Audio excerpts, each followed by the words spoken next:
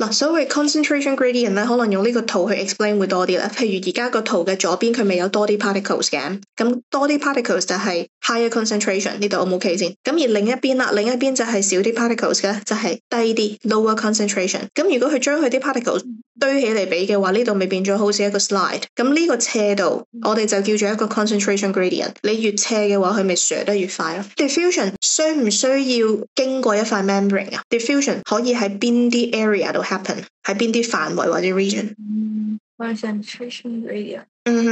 如果我話diffusion 呢個 process 係喺邊個地方 take place？cell 入邊 cell 出邊 inside 可以 inside 同埋 outside 一齊亦都可以。點解擺落唔同 concentration 嘅液體嗰度會有呢個 difference 咧？因為就係因 potential 冇錯 water potential。如果 under microscope 點解佢會腍咗咧？就係因為嗰個 cell membrane detach from the cell wall。 YOA 嘅英文、葡文、普通話而家仲新加咗西班牙文，都有免費試堂，快啲嚟領取啦！